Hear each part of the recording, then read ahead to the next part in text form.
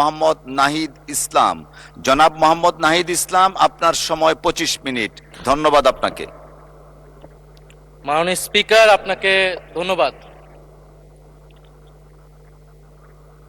মাননীয় স্পিকার,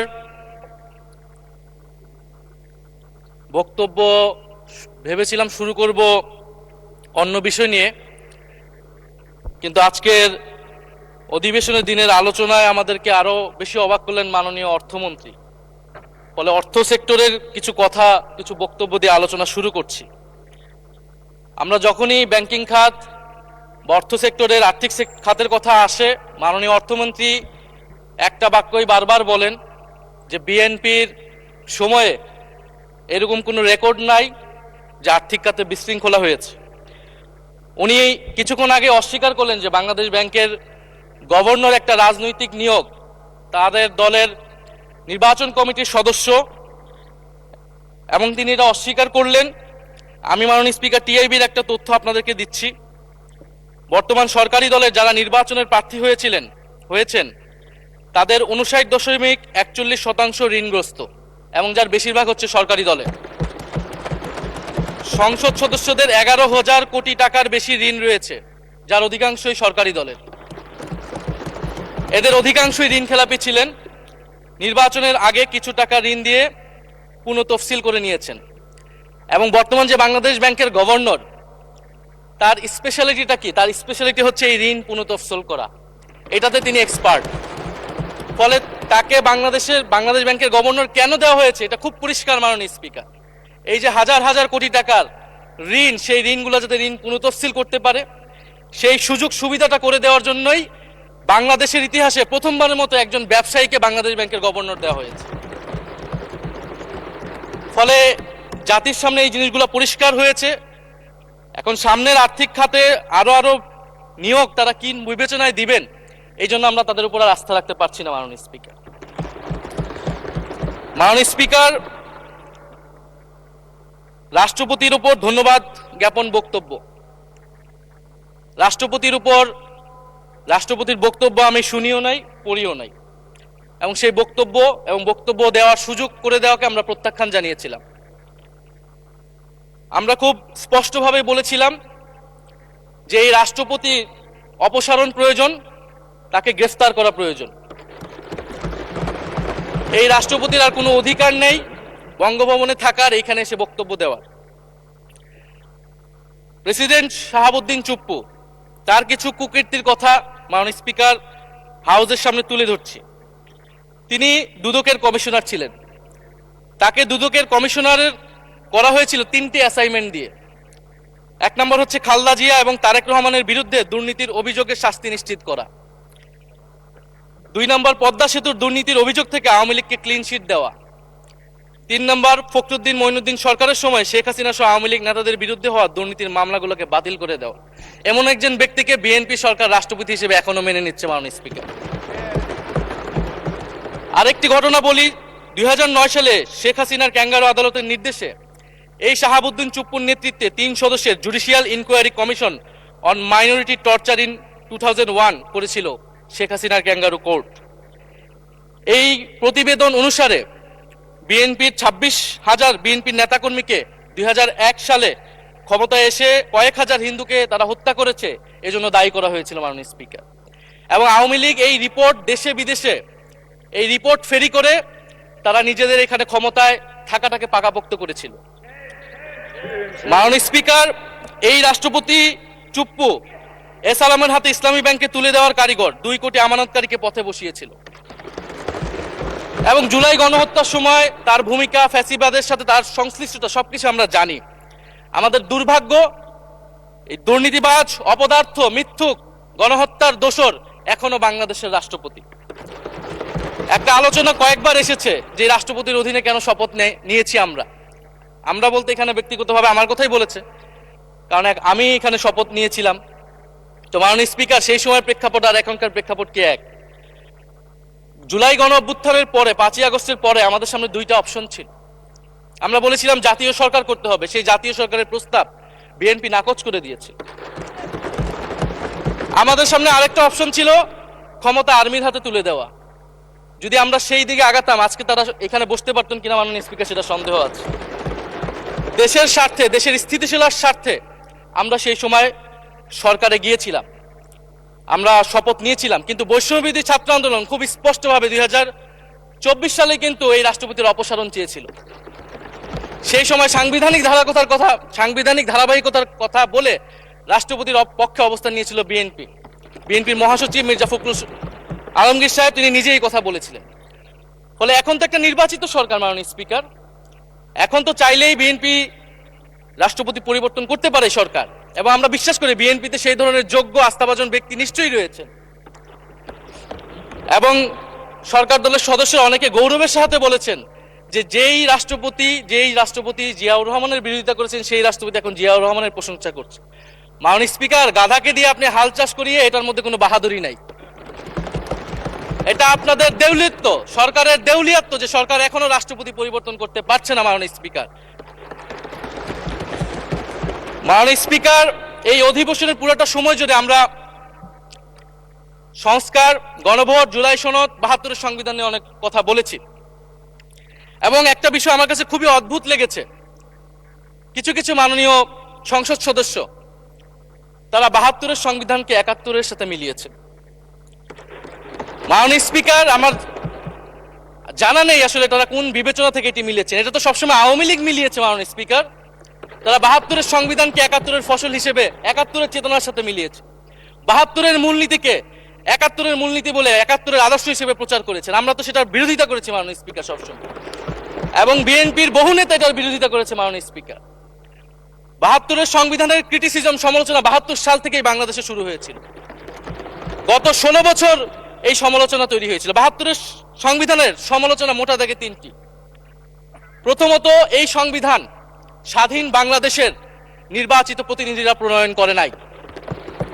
আমি সরকারি দলের মাননীয় সংসদ সদস্য ব্যারিস্টার নওশাদ জমির সাহেবের সাথে, ওনার সাথে আমি সহমত পোষণ করে বলতে চাই, একটা স্বাধীন দেশের শাসনতন্ত্র রচনা করার অধিকার, সুযোগ সেই দেশের নির্বাচিত প্রতিনিধিদের হওয়া উচিত।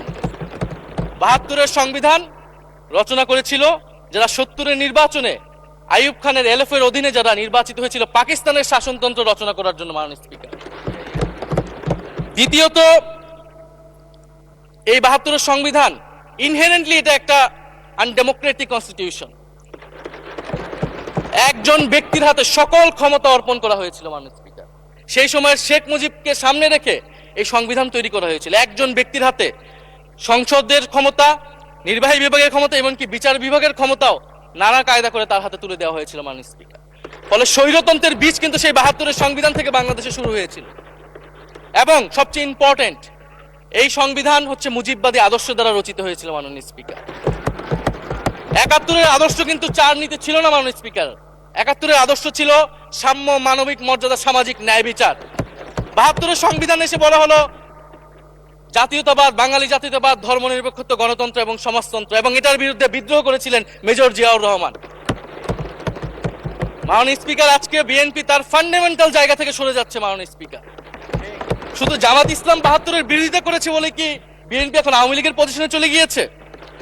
আমাদের জানা নেই মাননীয় স্পিকার। 72-এর সংবিধানের বিরোধিতা করেছেন বদরুদ্দিন উমর, 72-এর সংবিধানের বিরোধিতা করেছেন মাওলানা ভাসানী, 72-এর সংবিধানের বিরোধিতা করেছেন কমরেড মুজাফফর আহমেদ, 72-এর সংবিধানের বিরোধিতা শত শত মুক্তিযোদ্ধারা করেছেন মাননীয় স্পিকার। ফলে এই 72-এর সংবিধানকে বাতিল করার একটা সুযোগ আমাদের এসেছিল 1975 সালের সিপাহী জনতার বিপ্লবের মধ্য দিয়ে। জিয়াউর রহমানের এটা একটা ঐতিহাসিক ভুল বলবো মাননীয় স্পিকার, তার প্রতি সম্মান রেখে, যে আমরা সেই সময় সেই অপরচুনিটি মিস করেছি। আমরা একটা গণপরিষদ দিয়ে নতুন সংবিধান করতে পারি নাই, এবং এই অপরচুনিটি আমরা এই 2400 মিস করেছি এবং এখনো করতে যাচ্ছি মাননীয় স্পিকার। মাননীয় স্পিকার, 5ই আগস্টের পরে যখন সংস্কারের আলোচনা আসলো, বৈষম্যবিরোধী ছাত্র আন্দোলন তাদের পক্ষ থেকে আমরা বলেছিলাম আমরা নতুন সংবিধান চাই বা সংবিধান পুনর্লিখন চাই। বিএনপি বলেছিল তারা নির্বাচনের মাধ্যমে ক্ষমতায় যেতে চায়। ফলে 5ই আগস্টের পর থেকে রাস্তা দুটি আলাদা হয়ে গেছিল মাননীয় স্পিকার। তখন আমরা একটা মধ্যপন্থায় আসলাম যে আমরা সংস্কারে আসি। সেই জায়গা থেকে সংস্কার কমিশন ঐক্যমত সেখানে আলোচনা হলো। এখন সাংবিধানিক সংস্কার পরিষদ করার কথা গণভোটে বলা হলো, এখন বিএনপি সেই জায়গা থেকে সরে গিয়েছে। এখন বিএনপি যদি সেই জায়গা থেকে সরে যায়, আমাদেরকে পূর্বের জায়গায় ফেরত যেতে হবে। মাননীয় স্পিকার, সংবিধান পুনর্লেখনের দাবি আমাদেরকেও জানাতে হবে। তারা যদি ৭২-এর পক্ষে এরকম অটল অবস্থানে থাকে। জুলাই সনদ নিয়ে অনেক কথা হয়েছে মাননীয় স্পিকার। জুলাই সনদ, জাতীয় জুলাই সনদ, আমরা যেদিন স্বাক্ষর হয়েছিল, আমরা জাতীয় নাগরিক পার্টি সেদিন স্বাক্ষর অনুষ্ঠানে যাইনি মাননীয় স্পিকার, এবং পরবর্তীতে আমরা স্বাক্ষর করেছি বলা যায় না, আমরা সেখানে আমাদের কমেন্টটা দিয়ে এসেছিলাম মাননীয় স্পিকার। জুলাই জাতীয় সনদ, জুলাই গণ অভ্যুত্থানের পরবর্তীতে এত কষ্টের যে ফসলটাকে, সেইটাকে মাননীয় স্পিকার নোট অফ ডিসেন্ট দিয়ে সেটাকে কলুষিত করে ফেলা হয়েছে। যেদিন জুলাই জাতীয় সনদ স্বাক্ষর হয়, সেদিন জুলাই জাতীয় সনদের মেজর সংস্কারগুলোতেই পাশে একটা নোট লেখা হয়েছে যে কোনো রাজনৈতিক দল বা জোট তাদের নির্বাচনী ইস্তিহার উল্লেখপূর্বক যদি জনগণের ম্যান্ডেট লাভ করে, তাহলে তারা সেই মতো ব্যবস্থা গ্রহণ করতে পারবে। তাহলে যেই দল নির্বাচনে জয়ী হবে তারা তাদের ইস্তেহার অনুযায়ী সবকিছু করবে মাননীয় স্পিকার। এটার জন্য ঐক্যমতের কোনো প্রয়োজন হয় না। আপনি যদি নির্বাচনে জিতে আপনার ইস্তেহার মতোই সবকিছু করবেন, তাহলে আপনার সাথে আমার কিসের ঐক্যমত, কিসের আলোচনা? এবং সেই নোটগুলো কিভাবে লেখানো হয়েছে, কিভাবে বল প্রয়োগ করে, শক্তি প্রয়োগ করে ঐক্যমত কমিশনকে চাপ দিয়ে লেখানো হয়েছে মাননীয় স্পিকার, এটা ঐক্যমত কমিশনের আমি মনে করি এখন বলার সুযোগ হয়ে এসেছে, সময় এসেছে। ফলে জুলাই জাতীয় সনদ কে আমরা একসেপ্ট সেই সময় করতে পারি নাই, এবং মাননীয় স্বরাষ্ট্রমন্ত্রীর ভাষাকে ধার করে আমি বলতে চাই যে জুলাই জাতীয় সনদ এক অন্তহীন প্রতারণার দলিলে পরিণত করেছে মাননীয় স্পিকার বিএনপি এটাকে। এবং ৭২-এর সংবিধানকে আওয়ামী লীগ দলীয় ইস্তেহারে পরিণত করেছিল, কলুষিত করেছিল, এবং জুলাই জাতীয় সনদকে বিএনপি কলুষিত করেছে, দলীয় ইস্তেহারে পরিণত করেছে মাননীয় স্পিকার। আপনি বলছেন জুলাই জাতীয় সনদ, তারপরে আপনি দেখাচ্ছেন হচ্ছে আমার দলীয় ইস্তিহার, তাহলে এখানে তো কোনো ঐক্যমতের সুযোগ নাই। এরপরে আসলো গণভোট। গণভোটের আদেশ নিয়ে সমালোচনা আছে, এবং এই সমালোচনা আমরাও করেছি যে রাষ্ট্রপতি এই ধরনের অর্ডার দিতে পারে কিনা। কিন্তু গণভোটটাকে সবাই মেনে একটা কনসেনসাসের ভিত্তিতেই তো আমরা এই গণভোটে সবাই মিলে অংশগ্রহণ করলাম মাননীয় স্পিকার। বিএনপি এবং তৎকালীন বিএনপির বর্তমান মাননীয় প্রধানমন্ত্রী এবং চেয়ারপারসন, তিনি নিজেও সংস্কারের পক্ষে, হ্যাঁ পক্ষে ভোটে প্রচারণা করেছেন। ফলে আপনাদের ইলেকশনের আগে এটা পরিষ্কার করা প্রয়োজন ছিল যে এই গণভোট আপনারা মানেন না, এই গণভোটে হ্যাঁ বা না জিতুক এটার সাথে আপনাদের কোনো সম্পর্ক নাই। ওনারা কিন্তু মাননীয় স্পিকার সেটা করেননি। ফলে জুলাই গণভোট এটা রাজনৈতিক সিদ্ধান্ত এবং গণরায়। মাননীয় স্বরাষ্ট্রমন্ত্রী তিনি নিজেই সেই সময় বলেছেন যে গণরায় হচ্ছে সার্বভৌম ক্ষমতা, জনগণের রায় আসলে সেটা সকলেই মেনে নিতে বাধ্য হবে, এমনকি যদি সেটার বিরুদ্ধেও কেউ বিজয়ী হয় তারাও সেটা মেনে নিতে বাধ্য হবে। ফলে আমরা মনে করি যে এই গণভোট অনুসারে যে সাংবিধানিক সংস্কার পরিষদ, অতি দ্রুত সময়ের মধ্যে সাংবিধানিক সংস্কার পরিষদ গঠন করা উচিত, এর সুরাহা করা উচিত। আমরা তো মাননীয় স্পিকার অনেক দূর সরে এসেছি, নতুন সংবিধানের জায়গা থেকে সরে আসতে আসতে আমরা কোথায় আসলাম? আমরা খুবই সামান্য কিছু দাবি এখানে এসেছে, জুলাই জাতীয় সনদ বা গণভোট যেটাই বলেন না কেন, যে একটা উচ্চকক্ষ হবে ভোটের অনুপাতে, তত্ত্বাবধায়ক সরকার হবে। এই তত্ত্বাবধায়ক সরকার নিয়েই তো এত ঝামেলা, গত 16 বছরের এত আন্দোলন। কিভাবে নিয়োগ হবে এই নিয়োগটা আমাদেরকে জানতে হবে মাননীয় স্পিকার। নির্বাচন কমিশনার এবং সাংবিধানিক প্রতিষ্ঠানগুলোতে কিভাবে নিয়োগ হবে, একটা নির্দলীয় এবং গ্রহণযোগ্য নিয়োগ আমরা কিভাবে করতে পারি, যেটা দেশকে বিভাজিত করবে না, বিরোধী দলের উপরে বিরোধী দলের অধিকার ক্ষুণ্ণ করবে না, এবং সবচেয়ে গুরুত্বপূর্ণ বিচার বিভাগ পৃথকীকরণ মাননীয় স্পিকার। এগুলা আমরা 5ই আগস্টের পরে আসমান থেকে বলি না, এগুলা গত 16 বছর আলোচনা হয়েছে। বিএনপির 31 দফায় আলোচনা ছিল, আরো অনেক রাজনৈতিক দলের আলোচনাতে, সংস্কারের আলোচনা থেকে আমরা মাননীয় স্পিকার ধার করেছিলাম। হ্যাঁ, বিচার বিভাগ এই মুহূর্তে পৃথকীকরণ বা বিচার বিভাগের স্বাধীনতা নিয়ে কনসার্ন আছে, কারণ আওয়ামী লীগের নিয়োগকৃত অনেক বিচারক মাননীয় স্পিকার এখনো রয়ে গেছে বিচারালয়ে, যারা এই জামিনগুলো করিয়েছে ফ্যাসিস্টদের। কিন্তু সেটার একটা সুরাহা আপনারা করেন, আমরা সহযোগিতা করব, কিন্তু তারপরে তো বিচার বিভাগের স্বাধীনতা মাননীয় স্পিকার নিশ্চিত করতে হবে। গুম এবং মানবাধিকার অধ্যাদেশ বাতিল করলেন, আপনারা বলছেন ভালো আইন নিয়ে আসবেন। তো ভালো আইন যতক্ষণ পর্যন্ত আনতে পারছেন না, ততক্ষণ পর্যন্ত মাননীয় স্পিকার আপনাদের সমালোচনাটা সহ্য করতে হবে। আপনারা ভালো আইন নিয়ে আসুন এবং অতি দ্রুত সময়ের মধ্যে নিয়ে আসুন, আমরা দেখি। মাননীয় স্পিকার, এই সংসদে এই অধিবেশনে আরেকটি বিষয় বারবার এসেছে, সেটা হচ্ছে মুক্তিযুদ্ধ এবং জুলাই গণ অভ্যুত্থান। মুক্তিযুদ্ধকে মাননীয় স্পিকার আমরা শ্রদ্ধা করি।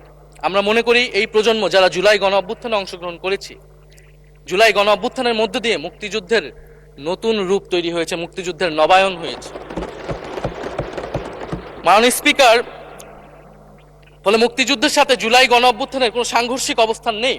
আমরা বারবার বলেছি মুক্তিযুদ্ধ, জুলাই গণ অভ্যুত্থান হচ্ছে মুক্তিযুদ্ধেরই আরেকটি ধারাবাহিকতা। মুক্তিযুদ্ধে আমরা সাম্য মানবিক মর্যাদার কথা বলেছি, জুলাই গণ অভ্যুত্থানে আমরা বৈষম্য বিরোধী গণতান্ত্রিক বাংলাদেশের কথা বলেছি। মাননীয় স্পিকার, কোথায় পার্থক্য, কোথায় আলাদা, এবং কোন ঘটনা বড় কোন ঘটনা ছোট, এটা অহৈতুক তর্ক। মাননীয় স্পিকার, আমরা কেউ বলি নাই যে জুলাই গণ অভ্যুত্থান মুক্তিযুদ্ধের থেকে বড়, বা জুলাই গণ অভ্যুত্থান 90-এর থেকে বড় বা 90-এর থেকে ছোট। জুলাই গণ অভ্যুত্থান এক বিশেষ ঘটনা বাংলাদেশের ইতিহাসে, মুক্তিযুদ্ধ এক বিশেষ ঘটনা, মুক্তিযুদ্ধ বাংলাদেশের ফাউন্ডেশন। মাননীয় স্পিকার, এটার ব্যাপারে আমরা আনকম্প্রোমাইজেবল, এটা নিয়ে কোনো বিতর্কের কোনো সুযোগ নাই। তবে এই কথাটা ওনারাই বারবার বলে মুক্তিযুদ্ধকেও ছোট করতেছেন, জুলাই গণ অভ্যুত্থানকেও ছোট করতেছেন। আরেকটি বিষয় মাননীয় স্পিকার, মুক্তিযুদ্ধর কথা যখন এসেছে, আমরা যে সাম্প্রতিক সময়ে জাতীয় মুক্তিযোদ্ধা কাউন্সিল জামুক আইন সংশোধন করা হলো, অধ্যাদেশ পাশ করা হলো, সেখানে কিন্তু একটা গুরুত্বপূর্ণ সংশোধনী এসেছে।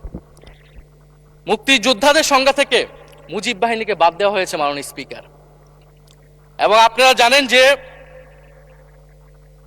এই মুজিব বাহিনী, সেটাকে সংযুক্তির মাধ্যমে হাজার হাজার ছাত্রলীগের নেতাকর্মীকে মুক্তিযোদ্ধা সার্টিফিকেট দেওয়া হয়েছিল। মাননীয় স্পিকার, মুজিব বাহিনীর রোল কি ছিল এটা আপনারা এখানে যারা অভিজ্ঞ মাননীয় স্পিকার অনেক মুক্তিযোদ্ধা আছেন তারা ভালো করেই জানেন। মুজিব বাহিনী তৈরি হয়েছিল অন্তর্ঘাত তৈরি করার জন্য। তারা অস্ত্র হাতে দেশে পাকিস্তান বাহিনীর বিরুদ্ধে যুদ্ধ করে নাই, তারা দেশে ঢুকে মুক্তিযুদ্ধের আওয়ামী লীগ বারে অন্য যেই পক্ষগুলো রয়েছে তাদেরকে হত্যা করেছিল। মাননীয় স্পিকার, ফলে মুজিব বাহিনী কিন্তু কোনো মুক্তিযোদ্ধা না বর্তমান আইন অনুসারে। কিন্তু এখানে অনেক মুজিব বাহিনীর কিছু লোক আছেন, তারা নিজেদেরকে মুক্তিযোদ্ধা হিসেবে বারবার জাহির করছে।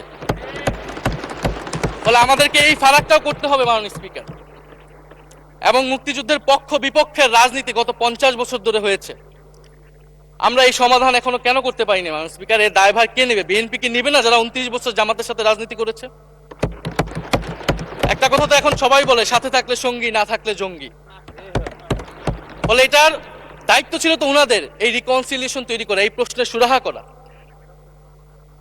জুলাই গণ অভ্যুত্থানের পরে, স্বাধীনতার 54-55 বছর পরে জাতীয় সংসদে মুক্তিযুদ্ধের পক্ষ আর বিপক্ষ বলে ভাগ থাকবে, এটা তো মাননীয় স্পিকার আমরা প্রত্যাশা করি না, এটা এই প্রজন্ম প্রত্যাশা করে না। আমি মাননীয় স্বরাষ্ট্রমন্ত্রীর সাথে একমত পোষণ করি যে ইতিহাসের এই বিতর্ক আমাদেরকে সমাধান করতে হবে, একপাশে রেখে সামনের দিকে এগিয়ে যেতে হবে, এবং এটা সব পক্ষকে এটার জন্য দায়িত্বশীল ভূমিকা পালন করতে হবে। মুক্তিযুদ্ধ যেমন কোনো দেশের ষড়যন্ত্র না, আবার মুক্তিযুদ্ধের নাম করে এদেশে যে লুটপাট ফ্যাসিবাদ কায়েম হয়েছে সেটাও আমাদের ভুলা যাবে না। মাননীয় স্পিকার, মাননীয় স্পিকার, জুলাই গণ অভ্যুত্থান সকলের অংশগ্রহণে হয়েছিল, এটা আমরা বারবার বলেছি। তবে বিএনপির বিভিন্ন সদস্য তারা তাদের আলোচনায় বারবার বলার চেষ্টা করে যে আমরা ছিলাম না, আমরা তো এভাবে ছিলাম, এভাবে ছিলাম। এটা তো প্রমাণ করার প্রয়োজন নাই মাননীয় স্পিকার। এটা কেন এত হীনমন্যতা আমাদের এটা বুঝে আসে না।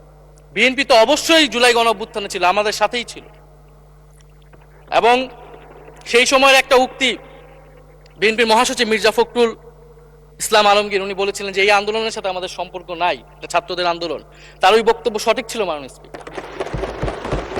তার উনার ওই সময়ে কৌশলগত অবস্থান এটাই সঠিক ছিল, উনি ওই সময় এই বক্তব্যই প্রয়োজন ছিল, এটাতে তো আমাদের কোনো দ্বিমত নাই। মাননীয় স্পিকার, আমাকে ডিজিএফআই, ডিবি, এসবি, বাংলাদেশের হেন কোনো গোয়েন্দা সংস্থা নাই যারা আমাকে ইন্টারগেশন করেছে, টর্চার করেছে, এবং একটা কথা বারবার বলানোর চেষ্টা করেছিল যে এই আন্দোলন বিএনপি জামাতের আন্দোলন, যারা আগুন লাগিয়েছে তারা বিএনপি জামাতের সন্ত্রাসী। এটা একবার তোমরা শুধু বলো। ডিবি অফিসের শেষ পর্যন্ত আমরা বাধ্য হয়েছি আন্দোলন স্থগিতের ঘোষণা দিতে, কিন্তু কখনো এই কথাটা মাননীয় স্পিকার আমরা বলিনি।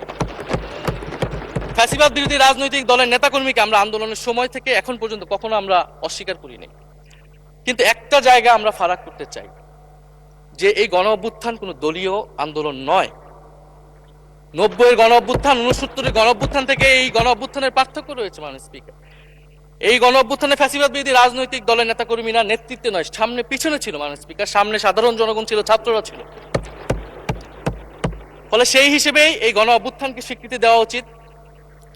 এখন যদি বলা হয় যে অমুকের নেতৃত্বে এই গণ অভ্যুত্থান হয়েছে, আমাদের লোকেরা এই গণ অভ্যুত্থান করেছে, এটা মাননীয় স্পিকার এই গণ অভ্যুত্থানের সাথে যারা সাধারণ মানুষ নেমেছিল, যারা শহীদ হয়েছে, তাদের সাথে মাননীয় স্পিকার বিশ্বাসঘাতকতা করা হবে। ফলে জুলাই গণ অভ্যুত্থানের সকলের অংশগ্রহণ ছিল। হ্যাঁ, আমাদের অনেক মত পার্থক্য, জুলাই গণ অভ্যুত্থানের পরে আমাদের রাস্তা আলাদা হয়ে গেছে আমরা মনে করি রাজনৈতিকভাবে, কিন্তু গণ অভ্যুত্থান আমরা একসাথেই করেছিলাম মাননীয় স্পিকার। এবং আমি দুইটা কোটেশন বলতে চাই মাননীয় স্পিকার। 7ই আগস্টে নয়াপল্টনের সমাবেশে জনাব তারেক রহমান ভার্চুয়ালি যুক্ত হয়ে বলেন, 1971 ছিল স্বাধীনতা অর্জনের আন্দোলন, আর 2024-এর আন্দোলন হলো সেই স্বাধীনতা ও সার্বভৌমত্ব রক্ষার আন্দোলন। এই আন্দোলনে অংশ নেওয়া প্রতিটি ছাত্র জনতা আজ থেকে নতুন দিনের মুক্তিযোদ্ধা। মাননীয় স্পিকার, মুক্তিযুদ্ধের সাথে আমরা তুলনা করছি এই জায়গা থেকে, কারণ আমাদের কাছে একটা প্রায় যুদ্ধ সময় একটা পরিস্থিতি ছিল। 6 আগস্ট বঙ্গভবনে আলোচনা শেষে ব্রিফিং এ মির্জা ফখরুল ইসলাম আলমগীর বলেন, ছাত্র জনতা বুকের রক্ত দিয়ে আমাদের নতুন এক সকাল উপহার দিয়েছে, বাংলাদেশ আজ দ্বিতীয়বার স্বাধীন হলো, এই স্বাধীনতা আমাদের রক্ত দিয়ে রক্ষা করতে হবে। মাননীয় স্পিকার, আমরাও বলি রক্ত দিয়ে রক্ষা করতে হবে। মাননীয় স্পিকার, আমাকে একটু সময় বাড়িয়ে দিবেন। আমি যে সময়টা পেয়েছি এটা বিরোধী দলের কোটা থেকে, আমি আশা করব সরকারি দলের কোটা থেকে আমি আরো 10 মিনিট পাবো। মাননীয় স্পিকার, মাননীয় চিফ হুইপ এবং সংসদ নেতা নিশ্চয়ই এটাতে সম্মতি দিবেন। মাননীয় স্পিকার, আমরা ভারত এবং পররাষ্ট্রনীতি নিয়ে কিছু কথা বলতে চাই। এই সরকার আসার পর একটা জিনিস বারবার আছে যে ভারতের সাথে সম্পর্ক উন্নয়ন, এবং মাননীয় পররাষ্ট্র মন্ত্রী যিনি আগের সরকারের নিরাপত্তা উপদেষ্টা, যার পদত্যাগ তৎকালীন বিএনপি চেয়েছিলেন, সেই পররাষ্ট্রমন্ত্রী ভারতে সফর করেছেন প্রথম, এবং তিনি যে বিবৃতি দিয়েছেন সেই বিবৃতিটা আমাদের কাছে স্পষ্ট না। আমরা কোন ভিত্তিতে ভারতের সাথে সম্পর্ক উন্নয়নের কথা বলছি? যেই ভিত্তিতে আওয়ামী লীগ উন্নয়নের কথা বলেছিল সেই ভিত্তিতে? ভারত বাংলাদেশকে 1971 সালের পর থেকে করদ রাজ্য পরিণত করার জন্য হেন চেষ্টা নেই যে করে নাই মাননীয় স্পিকার। সীমান্তে হত্যাকাণ্ড এখনো হচ্ছে, আমরা নদীর পানি হিস্সা পাচ্ছি না, এবং নতুন করে যেটা হচ্ছে যে বর্ডারে বাংলাদেশি বলে বিভিন্ন মানুষকে পুশিং করা হচ্ছে। 2025 সালে 2 মাসে 4000 মানুষকে বাংলাদেশে পুশিং করেছে ভারত, ইন্ডিয়ান এক্সপ্রেস অনুযায়ী। মাননীয় স্পিকার, এক ভয়ঙ্কর সংকট সামনের দিনে আমাদের দিকে কিন্তু আসতে যাচ্ছে। এবারে পশ্চিমবঙ্গের ইলেকশন হলো মাননীয় স্পিকার, নির্বাচনের কয়েকদিন আগে ভোটার তালিকা থেকে অন্তত 30 লক্ষ জীবিত ভোটারকে বাদ দেওয়া হয়েছে। এদের অধিকাংশ হচ্ছে মুসলিম এবং মতুয়া সম্প্রদায় মাননীয় স্পিকার। এবং এনআরসি তারা করেছে, বাংলাভাষী মুসলমানদেরকে তারা বাংলাদেশি বলে বিতাড়িত করছে এবং বাংলাদেশে পুশিং করার চেষ্টা করছে। এবং আমাদের যে ভারতের সাথে আগের সংকট রয়েছে, এবং গত 16 বছর যে ফ্যাসিজম ছিল, সেটাকে আঞ্চলিক এবং আন্তর্জাতিকভাবে আওয়ামী লীগকে স্পষ্টভাবে সমর্থন দিয়েছিল ভারত। এবং এখনো জুলাইয়ের গণহত্যাকারী খুনি শেখ হাসিনা, ওসমান হাদির হত্যাকারীরা সবাই ভারত তাদেরকে আশ্রয় দিয়েছে। ফলে ভারতের সাথে এই বিষয়গুলো নিয়ে আমাদের সরকার কি কথা বলেছে এটা মাননীয় স্পিকার আমরা জানতে চাই। ভারতের সাথে সম্পর্ক আমরা উন্নয়ন করতে চাই, ভারত আমাদের প্রতিবেশী দেশ, কিন্তু মর্যাদার ভিত্তিতে, সাম্যের ভিত্তিতে এই সম্পর্ক হতে হবে মাননীয় স্পিকার। ভারত শুধু আওয়ামী লীগের সাথে সম্পর্ক তৈরি করে এই দেশকে নিয়ন্ত্রণ করার চেষ্টা করছে, সেই দিনকে সে কবর রচনা করতে হবে মাননীয় স্পিকার। ফলে এটা আমরা বুঝতে পারতেছি না ভারত বিএনপির সাথে বা বর্তমান সরকারের সাথে তার সম্পর্কের ভিত্তিটা কি, এবং বর্তমান সরকার আমার এই কথাগুলো যেগুলো আমি বললাম সেগুলো নিয়ে ভারতের সাথে কথা বলেছে কিনা মাননীয় স্পিকার। মাননীয় স্পিকার, দুর্নীতি নিয়ে অনেক কথা হয়, আমি ঋণ খেলাপির পরিসংখ্যানগুলো দিলাম, এবং নির্বাচনের বিধান অনুযায়ী ঋণ খেলাপিকে নির্বাচনে প্রার্থী হতে পারবে না, কিন্তু আমরা দেখলাম নির্বাচনের আগে কিছু টাকা পরিশোধ করে ঋণ পুনঃতফসিল করে তারা সংসদ সদস্য বেশি আসলেন মাননীয় স্পিকার। মাননীয় স্পিকার, আমি কিছু সংখ্যা বলছি। 1700 কোটি টাকা, 765 কোটি টাকা, 679 কোটি টাকা, 621 কোটি টাকা, 201 কোটি টাকা, 182 কোটি টাকা, 97 কোটি টাকা। মাননীয় স্পিকার, এগুলো আমাদের সংসদ সদস্য যারা তাদের ঋণ রয়েছে মাননীয় স্পিকার। এবার আমি নাম বললাম না, কিন্তু পরের সেশনে কিন্তু মাননীয় স্পিকার আমি নাম ধরেই কথা বলবো, এগুলা ফ্যাক্ট, এবং এখনো 2 জন আসতে পারে নাই এই কারণে। এখন দুর্নীতির বিরুদ্ধে তো যুদ্ধ ঘোষণা হয়েছে, এখন এই ঋণগুলো কবে বাংলাদেশের জনগণ ফেরত পাবে, বাংলাদেশের ব্যাংক ফেরত পাবে মাননীয় স্পিকার, এটা আমরা জানতে চাই। মাননীয় স্পিকার যদি সময় একটু বাড়িয়ে দেন। হ্যাঁ, মাননীয় সদস্য, আপনি আবেদন জানিয়েছিলেন, এর মধ্যে ট্রেজারি বেঞ্চের যে চিফ হুইপ আছেন, মাননীয় চিফ হুইপ, উনি আমাকে জানিয়েছেন উনার সময় 20 মিনিট বরাদ্দ ছিল, সেখান থেকে 5 মিনিট উনি কর্তন করে আপনাকে দিয়েছেন। তো আপনি 5 মিনিটের মধ্যে দয়া করে শেষ করবেন। থ্যাংক মাননীয় ইউ। স্পিকার, আর মাননীয় প্রধানমন্ত্রীর থেকে আরো 5 মিনিট আমি রিকোয়েস্ট করছি মাননীয় স্পিকার। আর যদি 5 মিনিটে শেষ করতে পারে আমি শেষ করে দিব, কোনো সমস্যা নেই। মাননীয় স্পিকার, ফলে আমরা দুর্নীতির কথা বলা হচ্ছে, 16 বছরে আওয়ামী লীগের যে দুর্নীতি, সেই দুর্নীতি থেকেও বড় হয়ে গেছে অন্তর্বর্তী সরকারের সময়ে ছাত্র সমন্বয়করা কি দুর্নীতি করেছে মাননীয় স্পিকার। ছাত্র সমন্বয়করা খুবই খারাপ, তারা মন্ত্রণালয়ে ঘুরেছে, দুর্নীতি করেছে, কিংস পার্টি করেছে। তো মাননীয় স্পিকার, গত আওয়ামী লীগের আমলে 16 বছরের দুর্নীতির বিচার ওনারা কিভাবে করবেন সেইটা মাননীয় স্পিকার ওনাদের বলা উচিত জনগণের সামনে। এবং আরো ভালো হয় যদি 2001 থেকে 6 সাল পর্যন্ত মাননীয় স্পিকার যে দুর্নীতির অভিযোগগুলো এসেছিল সেটারও একটা স্বচ্ছ তদন্ত মাননীয় স্পিকারের বর্তমান সরকার করে। দুর্নীতি কেউ না কেউ তো করেছে, কারা করেছে তাদের নাম বাংলাদেশের জনগণের সামনে উন্মুক্ত করা হোক, কারণ সেটার জন্যই তাদেরকে ভোগান্তি পোহাতে হয়েছে 1/11 ষড়যন্ত্রের মাধ্যমে। বর্তমান প্রধানমন্ত্রী, তাকেও কিন্তু দুর্নীতির মিথ্যা অভিযোগ দিয়ে মাননীয় স্পিকার তার বিরুদ্ধে মামলা করা হয়েছিল।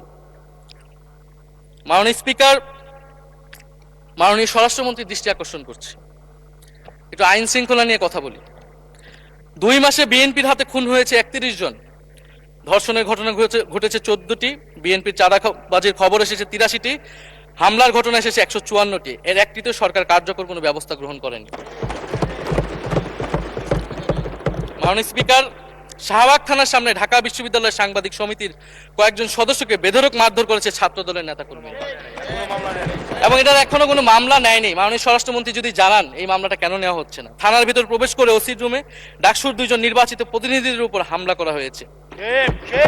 মাননীয় স্পিকার, ঢাকা বিশ্ববিদ্যালয়ের সাংবাদিক সমিতি, মাননীয় স্পিকার আপনি জানেন আপনি ঢাকা বিশ্ববিদ্যালয়ের ছাত্র, মহসিন হলের, আমিও মহসিন হলের ছাত্র। মাননীয় স্পিকার, ঢাকা বিশ্ববিদ্যালয়ের সাংবাদিক সমিতির একটা বড় ভূমিকা আছে বাংলাদেশের গণতান্ত্রিক আন্দোলনগুলোতে, আমাদের বিশ্ববিদ্যালয়ের গণতান্ত্রিক আন্দোলনগুলোতে।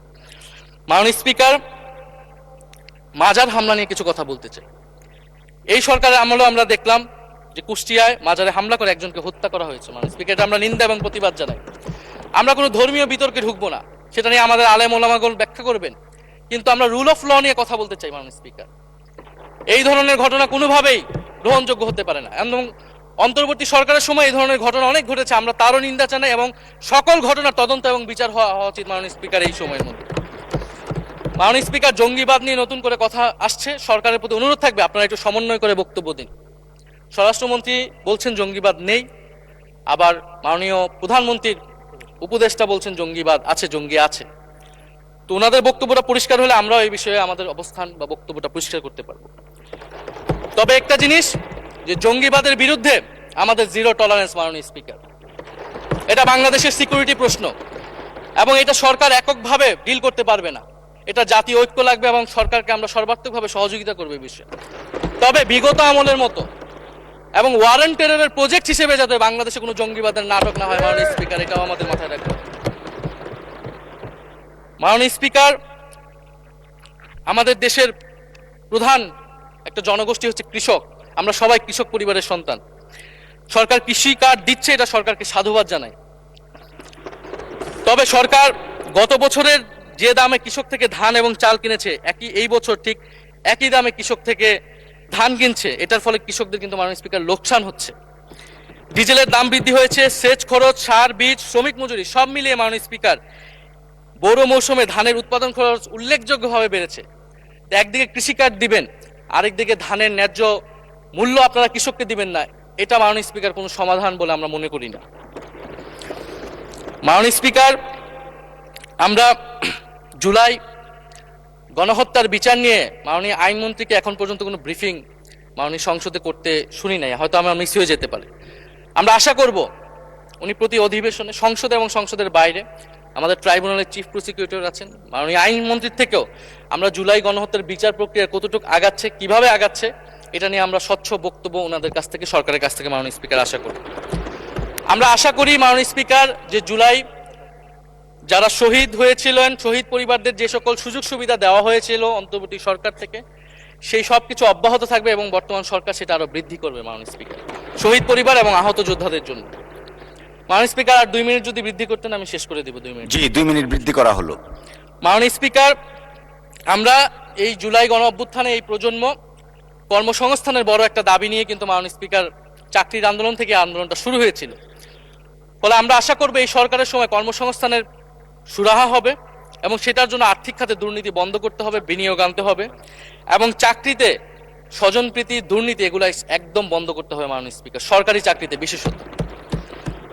মাননীয় স্পিকার, একটা বিষয় যে সরকার এখন বলে দিচ্ছে যে বিরোধী দল কিভাবে কথা বলবে, কিভাবে বিরোধিতা করবে এবং বিরোধী দলের পতনও হয়ে যাবে, এরকম কথা মাননীয় স্পিকার সংসদে আমাদের শুনতে হচ্ছে। তো বিরোধী দল তো মাননীয় স্পিকার সরকারের প্রেসক্রিপশন অনুযায়ী বিরোধিতা করবে না, সরকারের শিখিয়ে দেওয়ার প্রয়োজন নাই কিভাবে কথা বলবে, কিভাবে বিরোধিতা করবে। বিরোধী দল বিরোধিতা করবে, সমালোচনা করবে, জনগণ এটা ঠিক করবে বিরোধী দলকে কতটুকু সমর্থন দিবে কি দিবে না। এবং বিরোধী দলের রাজনীতি মাননীয় স্পিকার বিএনপি করেছে, আমরা দেখেছি, তখন ছোট ছিলাম। মাননীয় স্পিকার, আমি যখন ইন্টারমিডিয়েটে পড়ি, খালেদা জিয়া তখন গ্রেফতার হন এবং তার পরের দিন আমার বাবা রাজনৈতিক মামলায় গ্রেফতার হন। আমার মা আমাকে নিয়ে থানায়, কোর্টে এবং কারাগারে আমি আমার মায়ের সাথে ঘুরেছি মাননীয় স্পিকার। আমি জানি আমার এই অভিজ্ঞতা বাংলাদেশের লাখ লাখ মানুষের, ফ্যাসিবাদ বিরোধী আন্দোলন, রাজনৈতিক কর্মী যারা রয়েছে তাদের সকলের একই অভিজ্ঞতা মাননীয় স্পিকার। মাননীয় স্পিকার, সেই অভিজ্ঞতা থেকেই বিশ্ববিদ্যালয়ে যখন এসেছি প্রথম, মনে হয়েছে যে এই প্রজন্ম হিসেবে আমাদের একটা দায়বদ্ধতা আছে। আমার সামনে একজন স্বৈর শাসক থাকবে, বাংলাদেশের একজন ছাত্র হিসেবে আমি এটা মেনে নিতে পারিনি মাননীয় স্পিকার প্রথম বর্ষ থেকে। সেই জায়গা থেকে কাজ করেছি জুলাই গণ অভ্যুত্থানে। মাননীয় স্পিকার, আমি আমার এলাকা নিয়ে শুধু শেষ করব, সবাই যেহেতু এলাকা নিয়ে কথা বলে প্রথম আসলে, আমি মাননীয় প্রধানমন্ত্রীর প্রতিবেশী, ঢাকা 17-এর প্রতিবেশী হচ্ছে ঢাকা 11 মাননীয় স্পিকার। সংসদে সরকার দল এবং বিরোধী দলের যেই পরিমাণ বৈষম্য, ঢাকা 17 এবং ঢাকা 11-এর একই পরিমাণ মাননীয় স্পিকার বৈষম্য। ফলে উনি যাতে এই বৈষম্য দূর করেন এবং ঢাকা 11-এর জন্য যদি মাননীয় সদস্য 2 মিনিট চেয়েছিলেন, শেষ হয়ে গেছে। আর 2 মিনিট দেওয়া হলো, 2 মিনিটের মধ্যে শেষ করে ফেলেন প্লিজ। স্পিকার, ধন্যবাদ আপনাকে। ফলে এই বৈষম্য উনি সংসদেও দূর করবেন, সংসদেও দূর হবে এবং আমার এলাকাও সেই উন্নয়ন কার্যক্রম হবে। ঢাকা 11 এই গণ অভ্যুত্থানের অন্যতম হটস্পট ছিল রামপুরা, বাড্ডা, ভাটারা এলাকা মাননীয় স্পিকার, যেখানে অনেক প্রাইভেট বিশ্ববিদ্যালয়, মাদ্রাসা, তারা সকলে এসে কিন্তু ফ্যাসিস্টদেরকে প্রতিহত করেছিল এবং এই অত্র এলাকার নানান সমস্যা। তো সরকারের জায়গা থেকে আমি আশা করব, আমি হয়তো অনেক সমালোচনা করতে পারি, অনেক ভুল ত্রুটি থাকতে পারে, যেহেতু নতুন এসেছি, কথা বলছি। তো সেই জায়গা থেকে যাতে আমার এলাকার প্রতি কোনো বিরূপ মনোভাব না থাকে, কোনো বৈষম্য যাতে না হয় মাননীয় স্পিকার। আপাতত ওনারা ওইখানকার যিনি পরাজিত প্রার্থী, তাদেরকে দিয়ে বিভিন্ন উন্নয়ন কার্যক্রম করছে প্রশাসক, এই সিটি কর্পোরেশনের প্রশাসক। তা আমার ক্রেডিটের দরকার নাই, কিন্তু উন্নয়ন হলেই মাননীয় স্পিকার চলবে। মাননীয় স্পিকার, আমি সর্বশেষ বলতে চাই, এই প্রথম অধিবেশনে বিশ্ববিদ্যালয় জীবনে ঢাকা বিশ্ববিদ্যালয়ের অনেক স্বপ্ন নিয়ে গিয়েছিলাম। প্রথম মাসে মাননীয় স্পিকার হতাশ হয়েছিলাম, যখন দেখেছি হলের সিস্টেম, যখন দেখেছি বিশ্ববিদ্যালয়ের সিস্টেম এবং এই সংসদে মাননীয় স্পিকার প্রথম অধিবেশনে আমি অনেক হতাশ হয়েছি। সরকারি দলের সদস্যরা যেভাবে স্তুতি করেছে, যেভাবে সংবিধান সংস্কার পরিষদকে বাতিল করে দেওয়া হয়েছে, যেভাবে গণভোটকে অস্বীকার করেছে, মাননীয় স্পিকার, আমি আশা করব আমাদের এই হতাশা অতি দ্রুতই শেষ হবে এবং আমরা যেই কমিটমেন্ট জনগণের কাছে করেছি সেই সকল প্রতিশ্রুতি আমরা রক্ষা করে সামনের দিকে এগিয়ে যেতে পারবো। মাননীয় স্পিকার, আপনাকে ধন্যবাদ। এই হাউসের সকলকে